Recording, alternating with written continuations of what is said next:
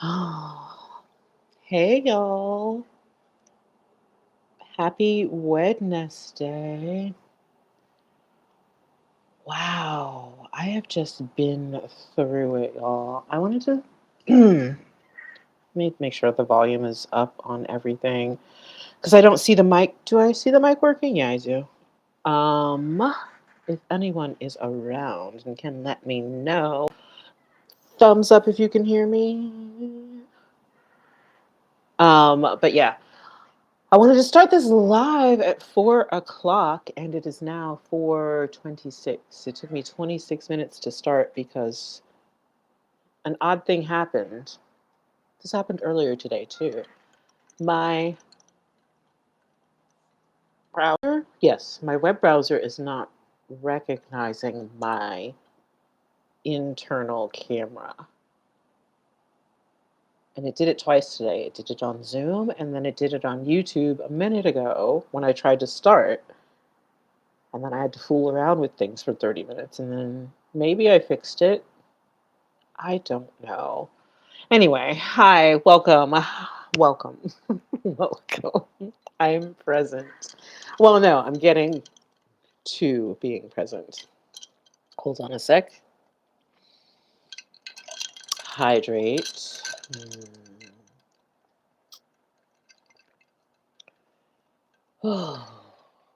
Breathing and hydrating is awesome.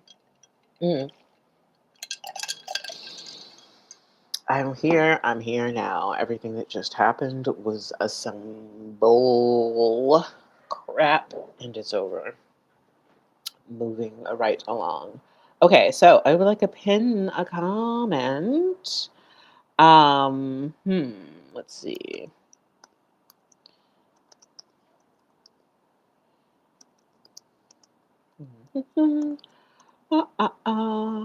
Wednesday, the day of communications and ideas and all sorts of mercurial things. Okay.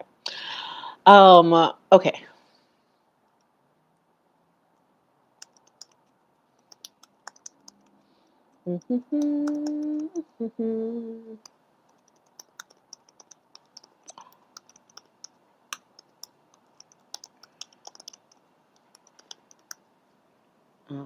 Thanks button or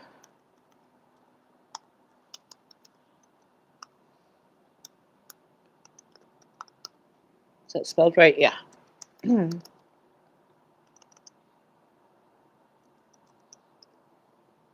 TLMVJ. Yes.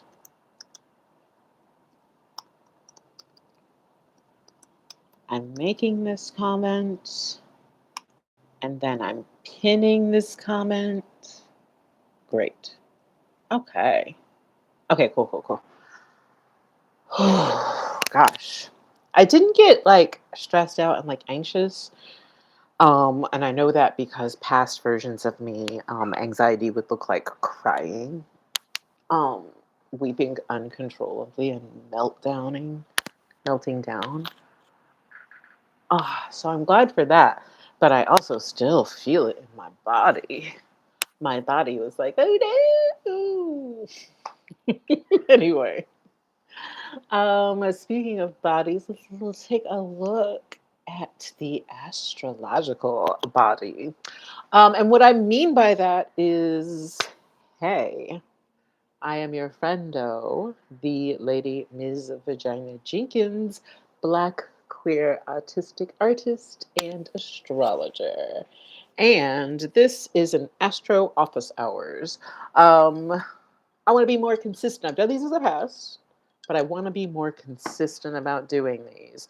And so, what that looks like going forward, knocking on wood, is a once a month sort of offering, where we just chit chat for like an hour. We could talk about the astro transits for that month if we just want to keep it more general. Or I want to make myself available to community for pay what you can astro consults as a way to create financial accessibility. Because I don't know about you, but my communities are greatly suffering under inflation. And I don't think that spiritual services should be cost prohibitive, especially for the most marginalized among us. Uh, we get to have access to healing services too. And just because we haven't been successful at capitalism does not mean that we don't deserve access to those things, right? So, yeah, as part of my work to create financial accessibility to astrology and astrology readings, there's a couple of ways that I do that. I offer these free, or they're not free, but they're pay what you can. And I do mean whatever you can. If it's $1 up to thousands of dollars, whatever you feel like you can share, absolutely appreciated. And then I also offer up a discount for low income Black and Indigenous folks who are also queer, trans, disabled, and chronically ill and neurodivergent people. So yeah, I offer that discount and I offer a sponsorship program.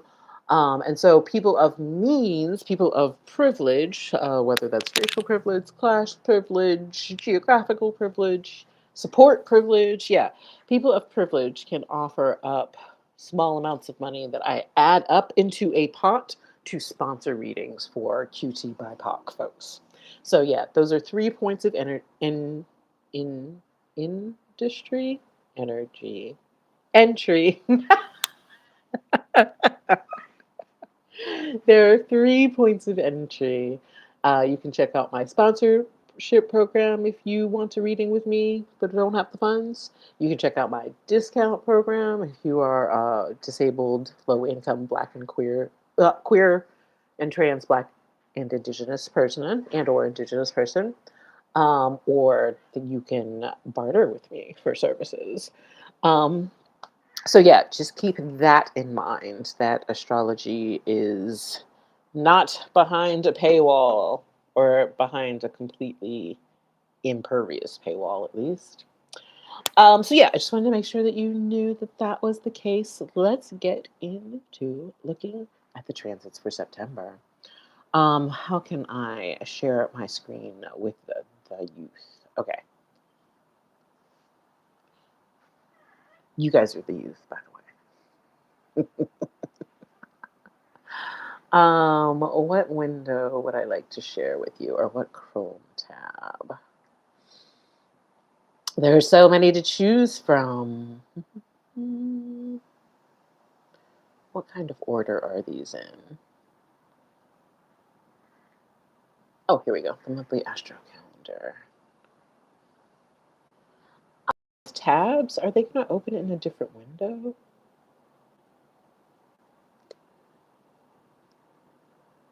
In new tab. I don't want you to. Let's check out. These two have passed because today is September 3rd. Let's check this one out. Oh, okay, cool, cool, cool.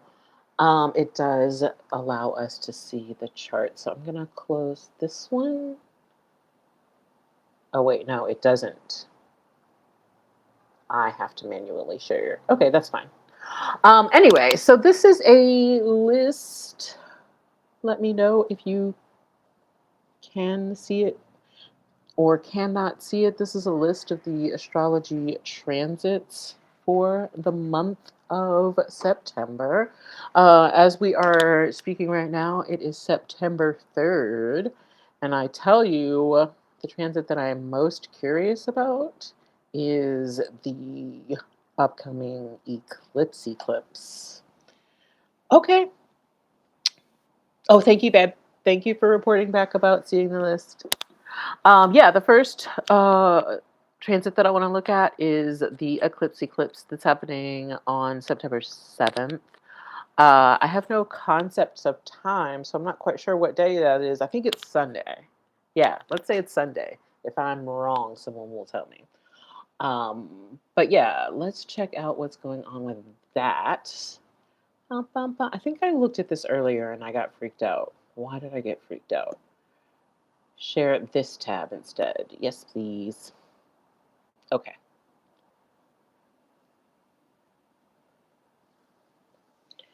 Okay, so this is the chart for that September 7th eclipse moment. And what I was excited about with this chart, oh no, what I was concerned about with this chart is that the north and south nodes are directly at 18 degrees, which is conjunct my midheaven.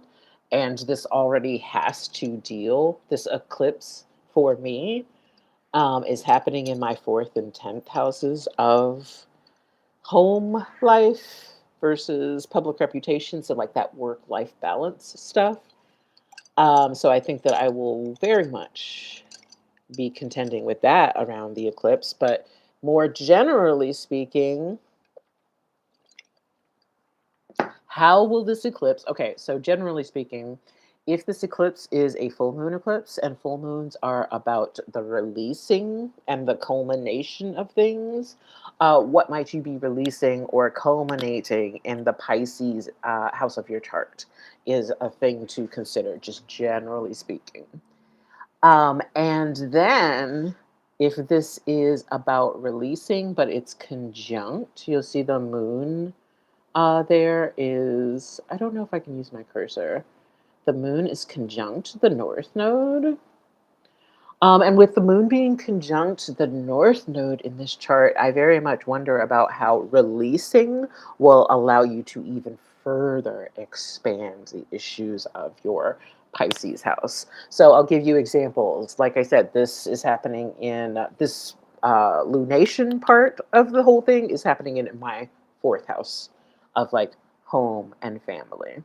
And so I'm thinking a lot about, and also my emotional foundations. So I'm thinking a lot about the family of origin that I come from, and how that affected my emotional landscape and shaped my emotional landscape.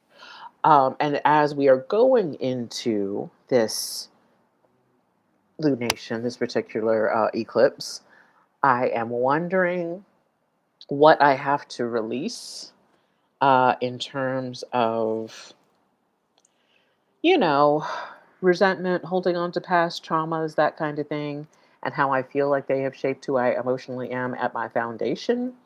And I'm hoping that if I release some of that sadness, bitterness, trauma, that kinds of stuff, that I let that go, that I'm able to expand my sense of like what it means to feel safe in the world. Just casual stuff, nothing too deep. I'm not working on anything too big.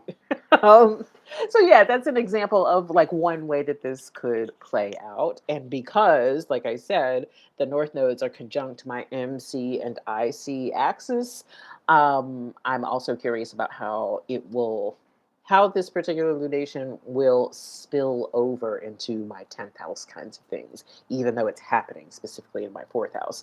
And so that's something that I want to keep in mind. Also, keep in mind if you have any planets or planetary placements or angles, your rising, descendant, MC, IC, at between, I would say, anywhere between definitely 15 and 18 degrees, because the moon will be at 15 degrees and the nodes will be at 18.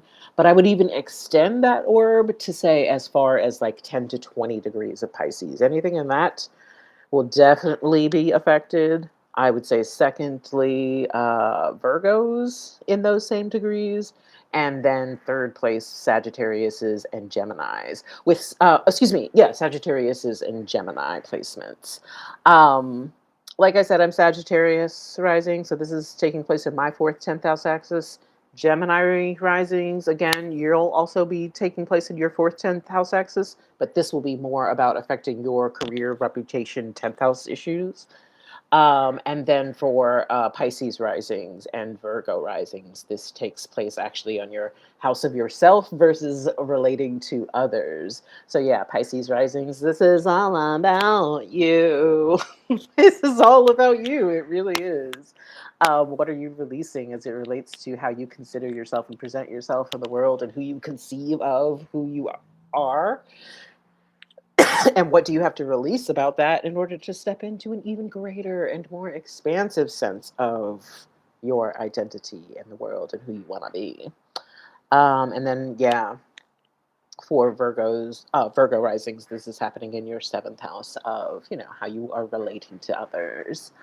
Even if you are not a mutable rising, this will affect you, like I said, if you have those planetary placements near those degrees.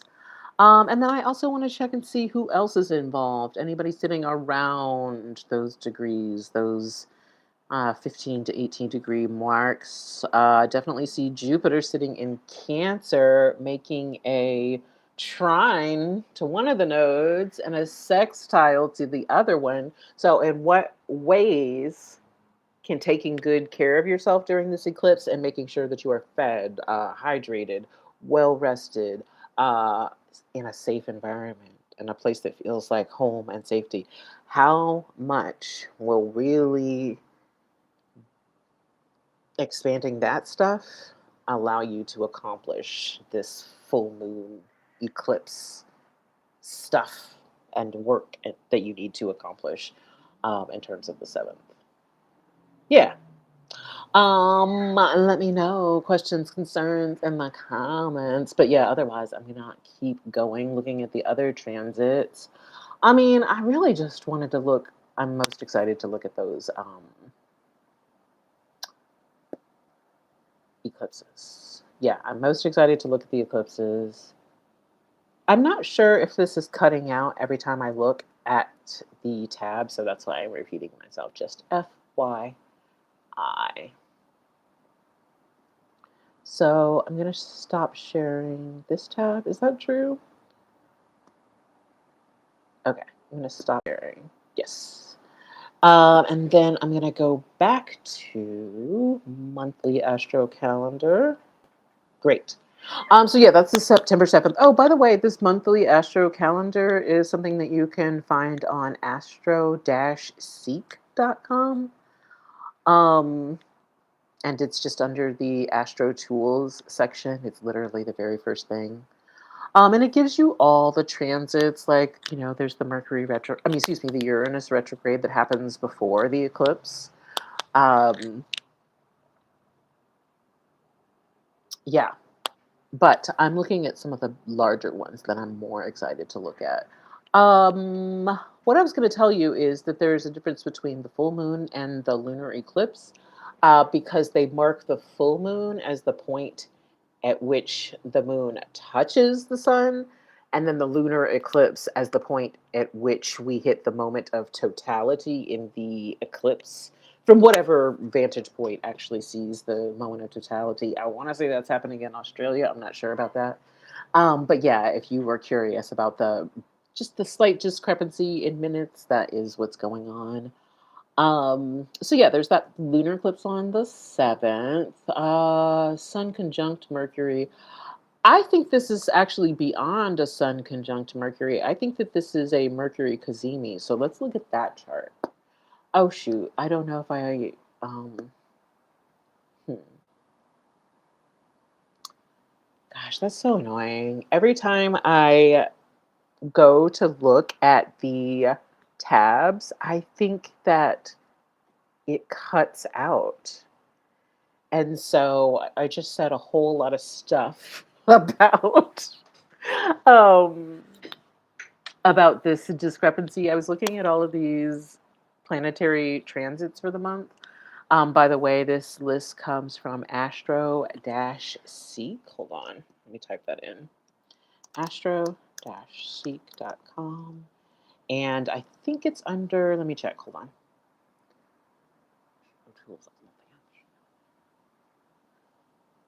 It's under Astro Tools and monthly Astro calendar. Yes. Hopefully this shows up in the chat replay so that you can link to that resource. But yeah, so this is the transits for the month. We talked about the eclipse on the 7th, and I do want to look at that Sun conjunct Mercury because I actually think it's a Mercury cazimi.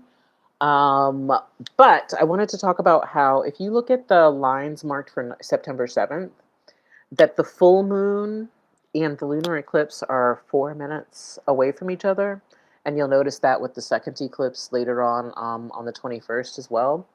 They mark the difference, the full moon, as the moment that the moon touches the sun, whereas they mark the eclipses as the moments of totality. Um, so just noting that if you were curious about the discrepancy in the time. But yeah, let's look at this chart for the Sun conjunct Mercury on September 13th that I think might be a Kazemi. Let's check it out. Ba-ba-bum.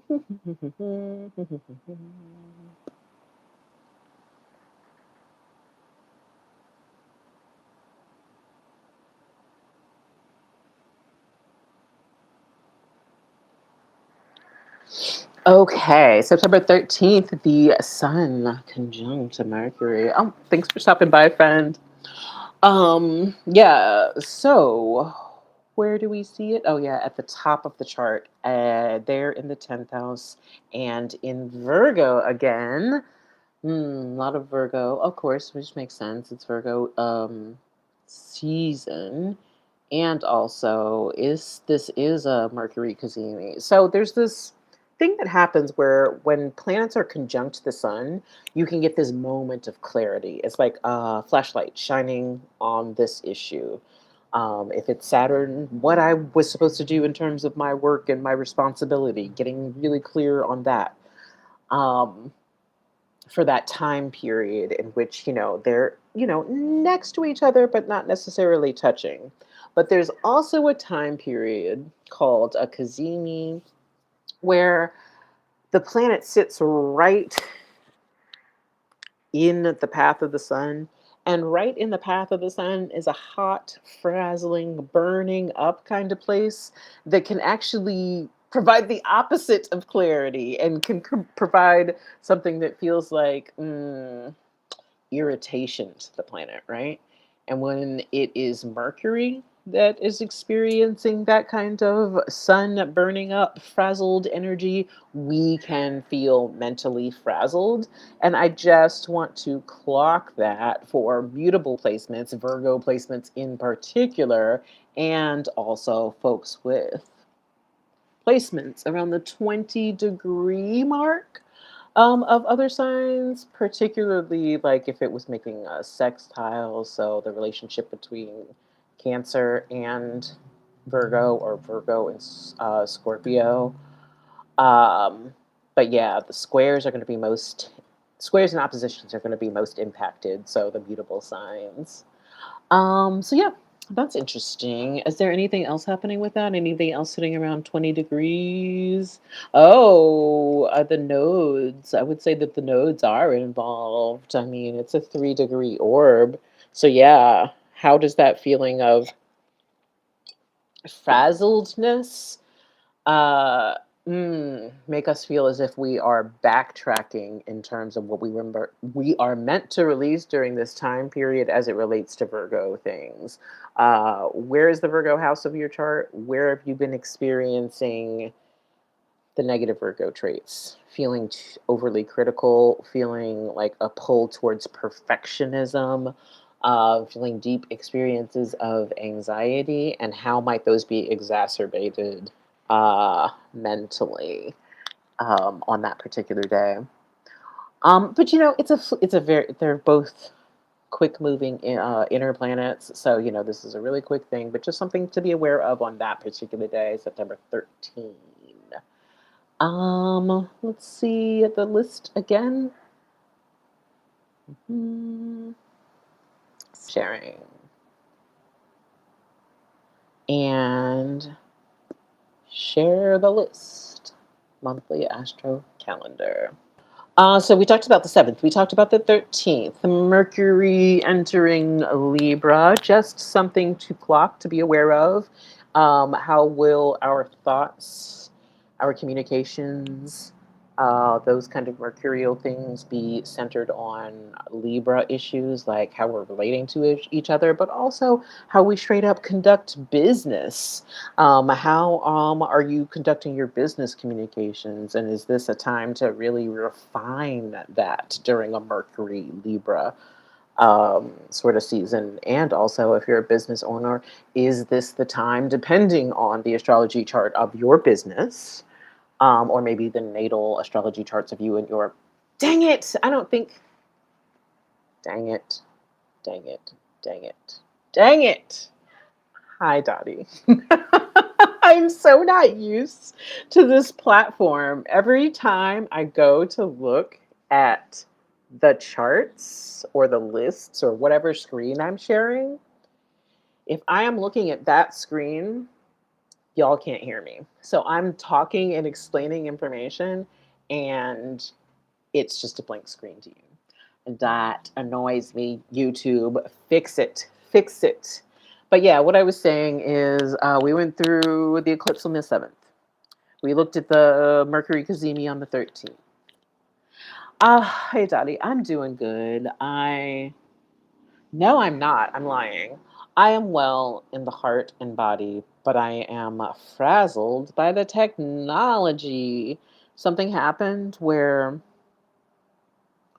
my web browser stopped recognizing my laptop camera right as I was about to log in at 4 o'clock. So I ended up being like 30 minutes late. But I'm concerned. What is going to happen in the future? Is my laptop camera going to die? And what does that mean for my livelihood? And also, we're about to go into eclipse season that is hitting me in my fourth and 10th house of career, how I make my money, my livelihood. So I'm worried. I'm worried about my little lappy laps. But other than that, I'm doing okay. And thank you for dropping by. Thank you for supporting. Yeah. All right.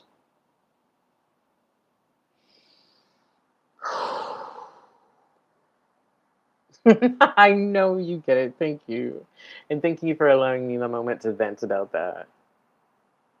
All right. So I'm back. We talked about the eclipse on the 7th. We talked about the Mercury Cassini on the 13th. The next thing that I thought was mildly interesting was Mercury entering Libra. So Mercury, anything to do with like communications, ideas, how we talk to each other.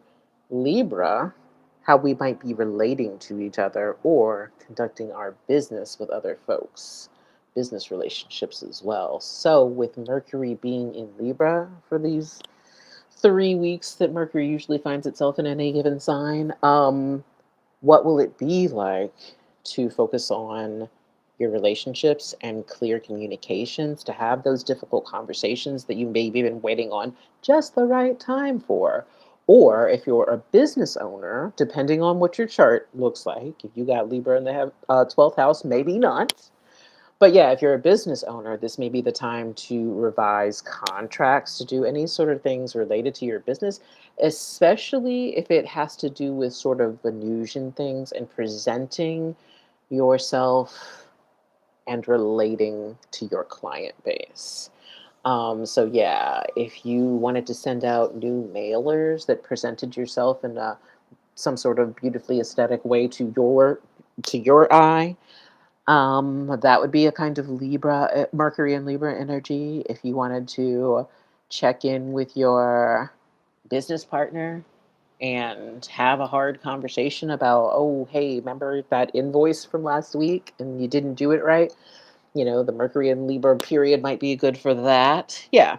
So consider, when planets change sign, even if there isn't a huge aspect or other thing happening with them, what do they have to tell us about seasons of particular medicines? So if Mercury is a type of medicine and it changes on depending on what sign we find it in, then what does 3 weeks of taking Mercury in Libra medicine feel like? Think about it. Think about it. Oh my God, I'm closing my office and setting up a home because the city taxed me to death. Oof. Oh, gosh. I feel that's the brick and mortar conundrum, isn't it? Um, yeah. And also, it's so community building to have a space that people can come to. But yeah. So yeah, that's a Mercury and Libra vibe. We got 19th Venus entering into Virgo. Ooh, yes. Okay, this is the juicy bit that I wanted to talk about. The next eclipse after the 7th. So we're gonna move from a lunar eclipse to a solar eclipse. This not the same idea. So breaking it down before we actually look at the chart. New moon eclipse, new moon solar eclipse. That speaks to beginnings and really intense beginnings. This is happening in the opposite sign of the eclipse that happened on the 7th. So the releasing happens in Pisces on the 7th, and the creation of new energy happens in Virgo on the 21st. And so I really, once again, want you to identify those Virgo Pisces axis in your chart. What house is this playing out in to know what you should be focused on releasing and then later on in the month beginning. But yeah, so as we are beginning this new Virgo journey, let's see what else is happening to know what other planets are at play. I would like to go here. Mhm, mhm. Oh, kites.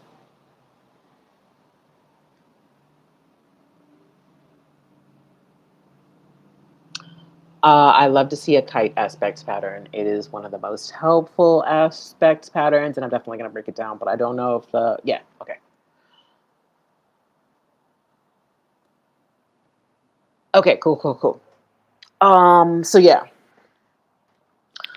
Oh, Dottie, you saw you see the pinned post, the pinned comment. Yeah. Um, okay. Eclipse. Focused. Here. Present. Oh. So this is my first time seeing this chart. I was looking at the charts for what I wanted to talk about today earlier, and I had a very strong reaction to the chart on the 7th. And I thought, okay, you know what? Actually, let me save the rest of these reactions for when I'm live. So, yeah, this is my first time seeing this chart. What jumps out at me is this kite with this deep opposition. So there's a lot going on in the middle of it too. So a thing about a kite pattern, let's break it down. I just did a little astrology minute about these too, is that all of these lines here are the planets, the relationship between the planets that are in this chart, right? They're even color coded for us. The blue is supposed to be more positive or supporting aspects. The red is supposed to be more challenging aspects.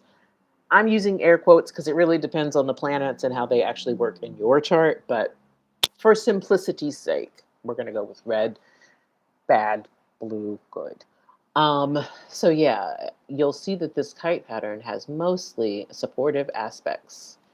Um, but then it has a spine of contention surrounded by a presentation of positivity. So let's see more closely what's going on. So on one side of an opposition, we have this new moon, this solar eclipse, this beginning energy at the end degrees of Virgo. Anytime we see something at the 29th degree of something, we know that it is intense. We know that it is intensely telling us to take this particular medicine. So, once again, it's intensely asking us to begin something anew in the Virgo house of your chart.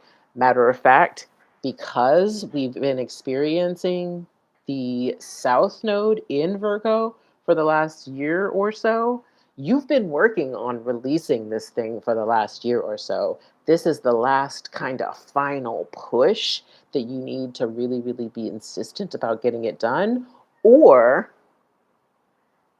if you have been off task and not about your business as it relates to whatever this Virgo task, um, how my therapist be saying, you'll get the opportunity, usually through the form of external events, to handle and do the work that you're meant to do in this Virgo area of your chart. So, yeah, what have you been releasing in the Virgo sector of your chart for like the last year? Has it been any ideas around perfectionism?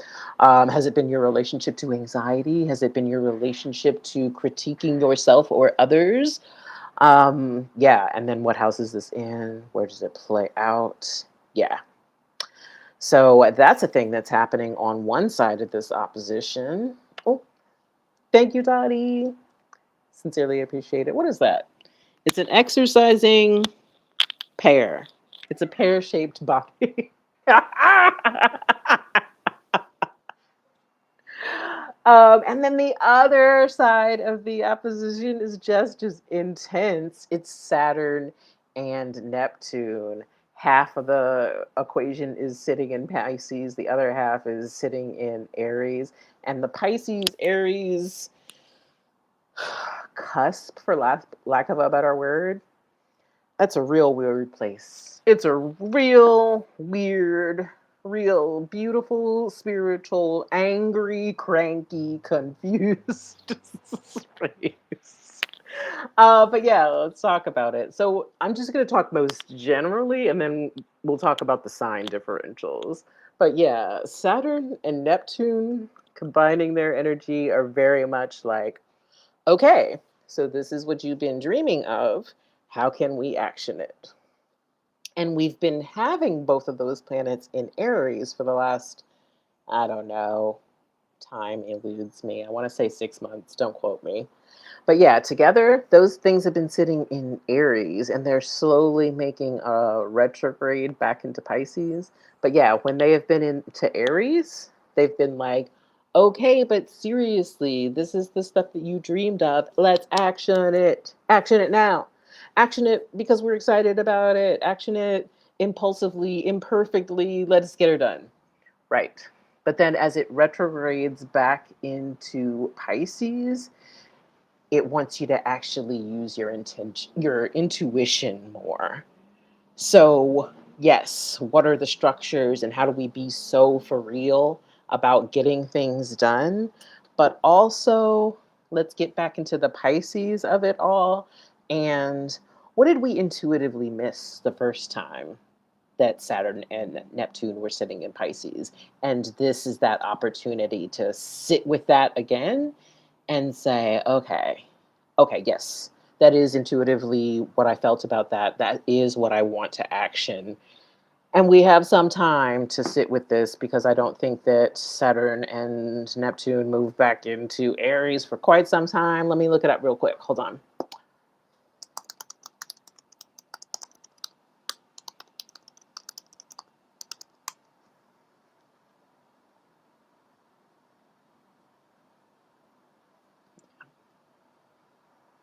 Yeah, I thought so. February. We got some time to sit with this. Feel it out. Feel it out. What have you been dreaming of? How have you been actually structuring that in your life? And then in the last couple of months, while it's been in Aries and you've been called to actually like do something about it, have you didn't been doing that work? And over the next couple months until February, how can you like get back on the emotional donkey about it? I like to say get back on the donkey as in get on your Zoom. Your phrase may vary, but that's what I mean by getting back on the donkey. Dottie said, I feel spoken to directly. Just had to pull out of running for local government because I wanted to fix everything. Oh, that wasn't a great idea. Yeah. I wonder how you will feel about that exact same issue at the end of, not at the end of the month, at the beginning of next month, just with all of these eclipses happening to you. Because I know that you have a Pisces sun. I can't remember your rising sign. I low key vaguely recall you being a Gemini rising. But yeah, I know that you have a lot of mutable energy. And so that means that a lot of these transits will be affecting you. So I'm curious if by the end of the month you'll be like, yes, fuck yeah. I'm glad I did that, pulled out instead of I had to. Virgo rising, yeah. Oh, friend, I feel it. So yeah, that means that this is happening with in your seventh house of relating to others, but also business and legal contracts. So yeah.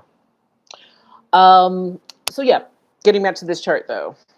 So the oppositions, we talked about that. That's the spine of the issue.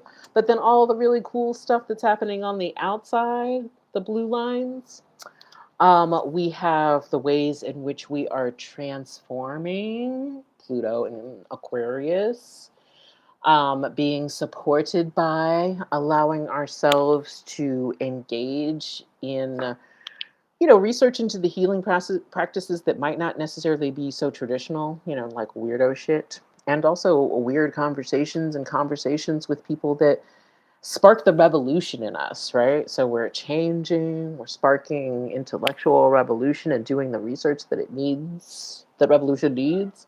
And those things are supporting each other and beginning anew in this Virgo kind of energy. Virgo is really good at research, it's really good at practical application of research. So if you have been working on something in terms of like the Virgo house of your chart, but specifically, if you've been bringing the kind of, I'm going to get better, I'm going to improve myself at this thing, bringing that kind of energy to anything, this is definitely the time where you might feel the transition into what you've been trying to, achieve if you allow yourself to get real weird with it.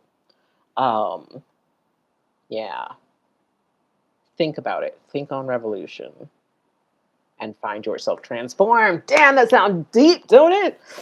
So yeah, all of those things are supporting each other. And then the last thing that I would say is if this whole thing, this whole kite is about beginning anew, how are we able to do that most effectively? By leaning into that Saturn Neptune conjunction.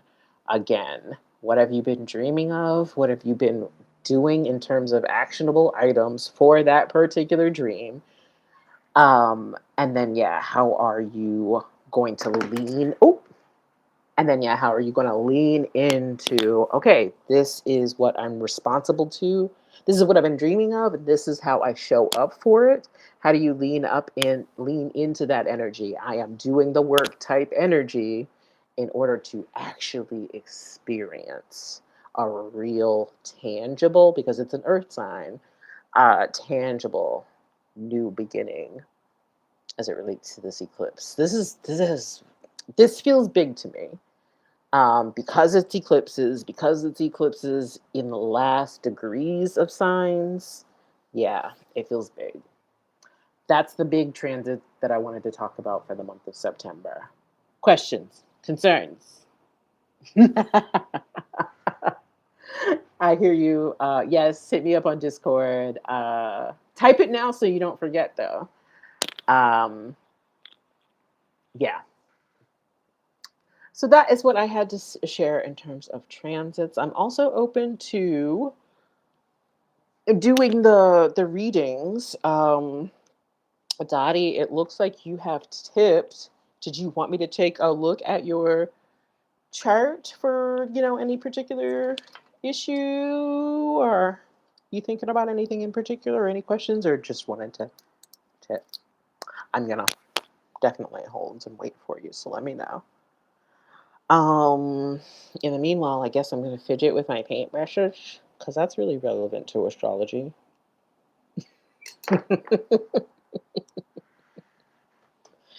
I'm curious about what my YouTube channel is going to look like at the end of the month with all of this fourth, 10th house axis stuff going on.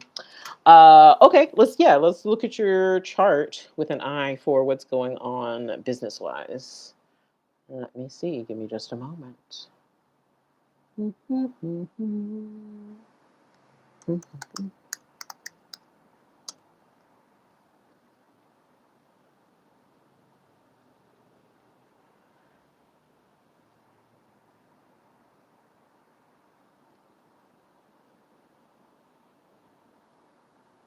Dottie the psychic. Dottie the psychic. There you are. natal chart, home signs, with the transits, please. And share this tab instead.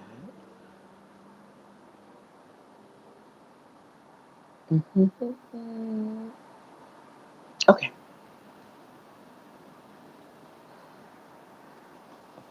Can you see your chart? What are you saying? Painting the sky?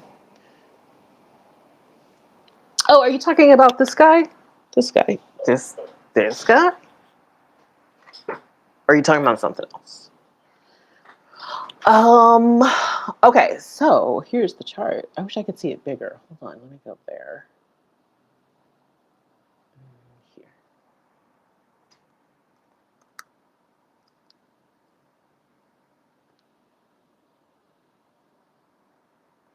Okay, that's a little bit better. Do we have the transits? We don't have the transits.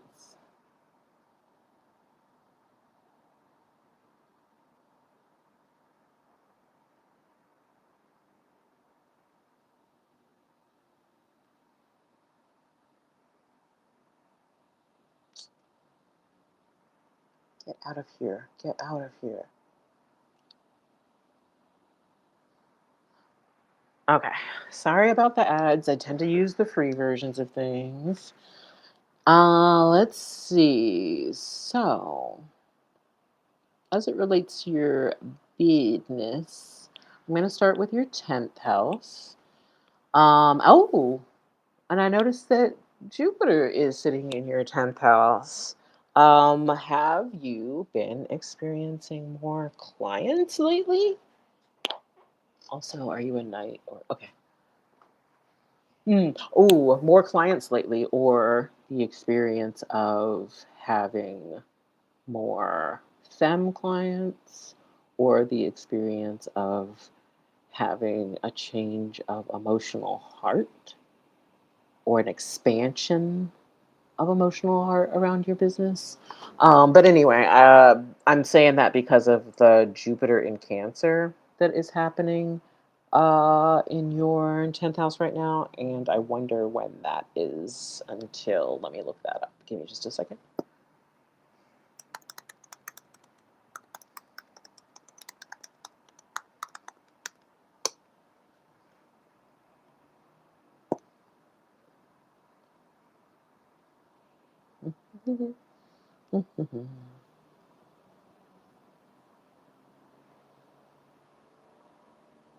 Oh, okay.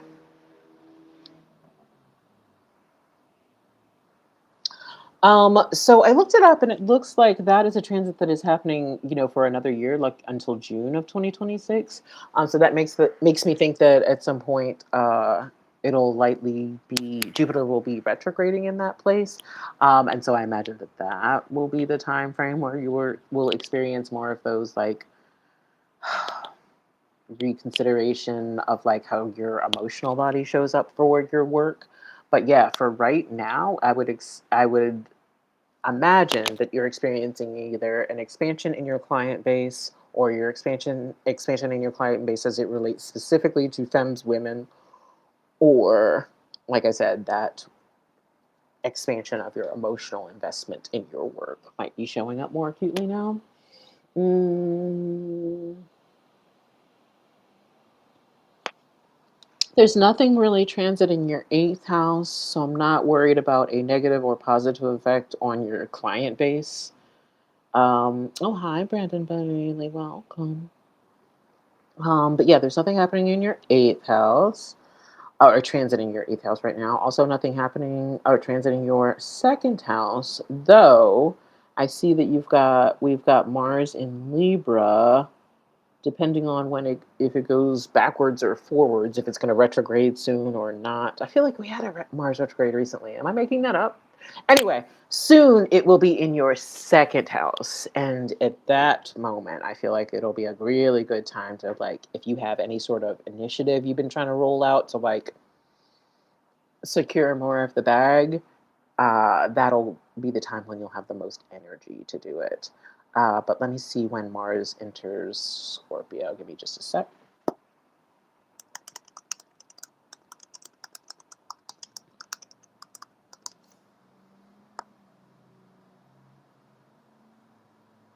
Nice.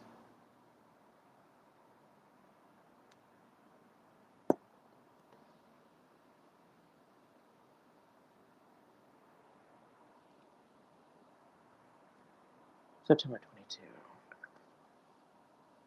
All right, I'm black. September 22 to November 4th is the time period where you have Mars sitting in your second house or transiting your second house.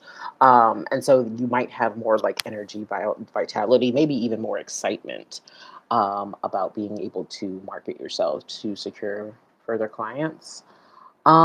And yeah, that's mainly what I would say about what it's looking like for the business just immediately in the next like month or so. Yeah. Any other questions, concerns? Mostly like, did I answer your question and any points of clarification needed? Mhm. Oh, hey. Do you say Laren? Laren? Thank you for letting me know too, because I have my phone on Do Not Disturb, and that's probably not the best for this. That was, has anyone else? Okay, okay. Oh God. Sorry. Jesus Christ. Give me just a second to oh my God, you're making a card. Give me Aaron, let me give me just a second to pull up your details. And also Dottie. Oh, will you send your birth time and place as well? Oh, I like that I knew your name and I knew it. I knew it. Okay, so yeah, let me get started. But yes, to putting in the time and the location when you get a second. Or two. Okay.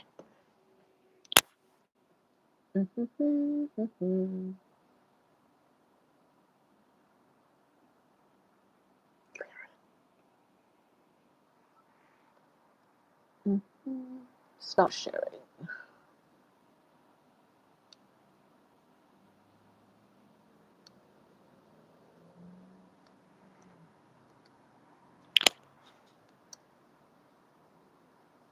And then they said 5879. 851979.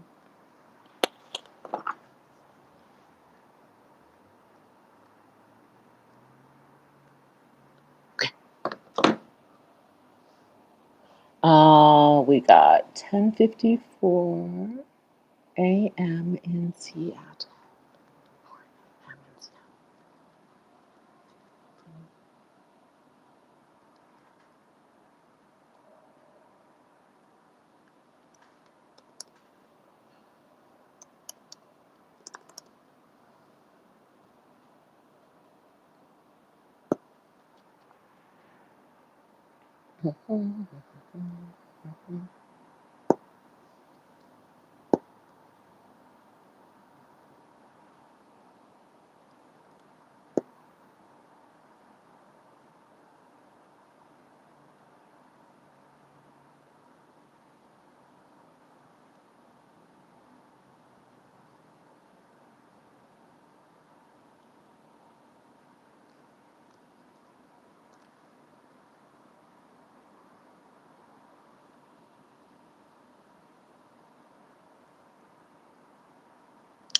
All right, let's share this screen.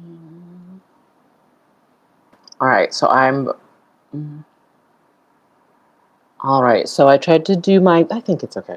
I did try to do my best to block out the bio information in the top left corner and let me know if you see it so I can move it. Oh, give me just a second. And she said specifically, would love to know about money with the current transits.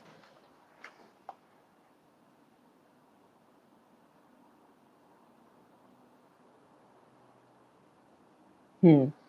All right. So things that pop to mind immediately. You've got the North Node in Virgo, but we are experiencing the North Node in Pisces right now. So you're experiencing what is known as a nodal reversal. And it's one of those kind of what they call midlife transits. There are several indicators, about like hitting evolutionary milestones or whatever. This is one of them, a nodal reversal. There's also when it's in the exact same sign, the nodal return. But anyway, what you might be experiencing is a bit of tension because what is happening in the sky or in the world to everyone is we're trying to release some Virgo stuff and grow some Pisces stuff. But what you have in your chart natally as an energetic presence or blueprint is a drive to grow the Virgo stuff.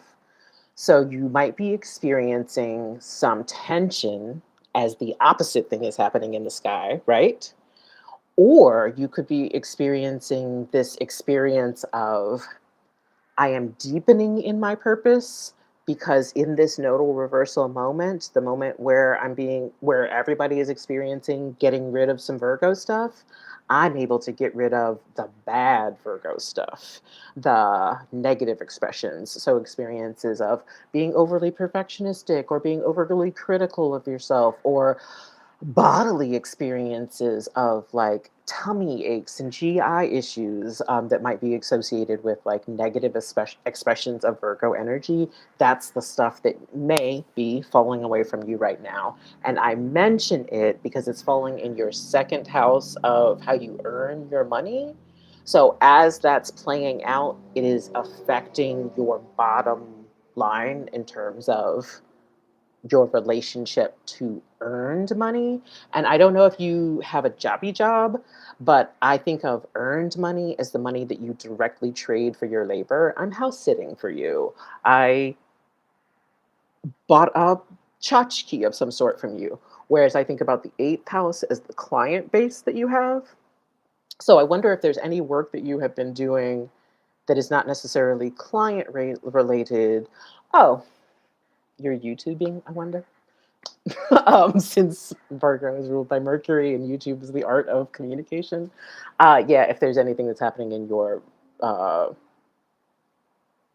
earned money picture where you're like, oh shit, I've been doing that in negative Virgo stereotypes and I want to move into something more positive. So, yeah, that's one thing that pops out into mind. And then, yeah, like I said, in the sky and for everyone, we're growing the Pisces part of our chart. And we find the Pisces part of your chart here in the eighth house of clients. So, what is happening right now to expand your client base? And how could you accelerate or deepen that by being in Pisces energy? When I think about Pisces energy, I think very much about feeling one's way through the world, leading through intuition. I think about understanding that all energy is connected and that there's kind of a universal one. Um, and so, in that way, Pisces is often not afraid to ask for help, to give support, certainly not to give support. Sometimes Pisces energy can have a problem with giving too much of itself. But yeah, if you understand that we're all this one mycelial network, it's much easier to share resources. And I'm mentioning the shared resources part because the eighth house has a bit to do with the sharing of resources as well. So any resources that you share with other folks as a result of your one-on-one connection to them, the ways that you've nurtured those connections. So maybe individual clients again, or if you have a business partner that you work with, uh, those shared resources and the client base may be growing during this time. And if you wanted to accelerate that growth, researching about Pisces energy and how to embody that and work with that more. And if you were to do any sort of, I don't know if you're a ritual sort of person, um, I would think about water rituals as it pertains to drawing in more clients. I don't know if that's your life, how you make most of your money. But yeah, water rituals as it pertains to drawing in more clients, generally speaking, and keeping an eye on that Virgo stuff, the negative traits. And I will say that first, wait, let me review the chart actually. I don't know why. Yeah, the first eclipse on the 7th, that's happening in your second house of how you earn money. And I imagine that at that moment, or that around that time, the 7th or 8th, you'll get some real clarity about negative Virgo traits that you can let go of. And then when you have the second eclipse, oh, actually, also because it's happening, that eclipse on the 7th is happening at 18 degrees, and your North Node is at 15 degrees. This is very much tied to your purpose. This is very much tied to the energy that you're meant to be growing and what you need to release in order to actually really fully grow into your Virgo energy.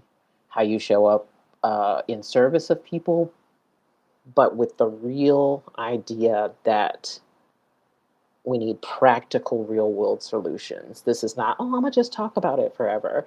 What are we going to do? Yeah. Does that answer your question? I feel like I got rambly at the end there. Um, Let me know. I'm gonna hold here for a moment to see if you have any questions, concerns, complaints. If you want to speak to the manager, thank you. Do I have any of the arrow point that you mentioned on TikTok in my chart? Oh, I don't know what you're talking about. Oh, are you talking about the kite formation? The kite aspect pattern? I'm gonna look at my TikTok while I wait to hear from you. Hold on. How are we gonna fall in love with the world? Sorry, that's my shit right now. Take me through there. Take me through there. Okay. Mm.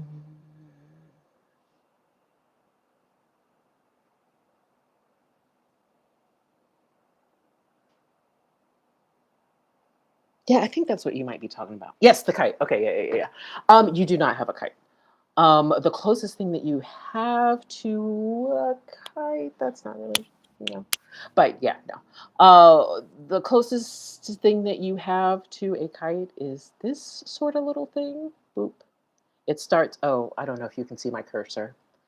Okay, let's start from the left of the circle. And you see that symbol that looks like a 4 and it has a 1 beside it. There's a red line connecting that placement, which is your Jupiter at 1 degree of Leo. There's a red line connecting it to the top of the chart to Mercury in Aries, conjunct Mars in Aries. And then those placements that are at the top of the chart, they are connected by another red line all the way at the bottom of the chart to a P symbol, and that is Pluto in Libra. I'm just talking slow because I want you to see all of those placements, and for whatever reason, YouTube is not letting me use my cursor. I'm not sure how to problem solve that, but yeah. So the reason why I say that that's kind of like a kite is because one thing about the kite is that you can pull back on a certain energy to launch yourself forward in an opposing energy. Kind of similar. This is partial T square in that there's one little leg of it missing. There should be one more red line that connects the Jupiter placement, the 4 symbol, to the bottom of the chart. And that leg isn't there, but I will tell you a little something about how this shape works. So it's the opposition between some of your stuff that happens in public, like your communication, being known publicly for your communication style, but also being known publicly for a communication style that is more impulsive or more energetic or upbeat, interestingly enough, this is the area of the chart that you're known for. I know of you from your face card and your hair expressions. Aries rules the head. It's really interesting to think about how your public reputation is rooted on that face card, never declining. But anyway, so yeah, the way that people, the way that you think, your drive, your excitement, your impulsivity, passion, those are things that all people, that people can see about you and embrace about you and can receive most easily about you. And that is not necessarily who you are, but it's what people can see and what they can understand about you. It's not the fullness of you. But that stuff is completely opposite of how you're meant to use your communication to find power in the world. So it's interesting to think about how what people want from you is opposing how you find your power in the world. And then you have the gift of a partial solution. We don't have the other leg that's missing, but in terms of a partial solution, we've got the idea of Jupiter in Leo and in the first house. So in the first house, the solution to this tension, um, being fully present in who you are and what you are serving and embodying in the world, like your Leo energy, your playfulness, your excitement, your childlike energy, your creativity, um, that kind of energy. And when you are in that kind of Leo energy, you feel your most expansiveness. And so, can you channel that energy to balance the tension between, dang, this is what I'm known for and what people want from me, but also this is where I find my power. And then, yeah, can you be in your Leo expansiveness to find the middle ground? Hopefully that makes sense. I feel like I ramble a lot. No, I don't. That's not true. I feel like I have a Pisces Mercury, and sometimes it shows up in interesting ways. But yeah, that's all I got to say about that. Thanks for asking. Um, with that, I think I'm going to conclude. What is my chart saying people want from me? They want that Aries energy. Um, the best case scenario of Aries energy. Oh, okay. The best case scenario of Aries energy. So if you have any kind of Aries stereotype in your head about, oh, Aries fights too much or they pop off at the mouth or something like that. No, not that energy, but the energy of being a leader, being the first person to try something and report back, that fearless kind of energy, that enthusiastic, I'm passionate and excited about energy. Yeah. And then also any time that you can put the head forward. Yes, showing your face card. Like if I I mean, depending on what planets are at play, because you also have this Aries almost stellium. Um, but depending on what's at play, when I see a midheaven in Aries, I would always want this person to be an account that has a face to it. This is not a faceless account kind of energy. Um, yeah, but yeah, I would say that kind of energy, if that makes sense. And to check the, sorry, to check for any aspects to, or excuse me, to check for any transits to Aries at any given time and understand that those will be affecting your public reputation, especially once they get to the 13-degree mark. So if it's in the early degrees of Aries, you're preparing yourself for how that energy might play out. You're observing, you're girding your loins, and then, yeah, at 13 degrees is when it starts to affect you. So when the sun is in Aries, the first, or springtime, which I think of as the first of the year, Yeah, things like that.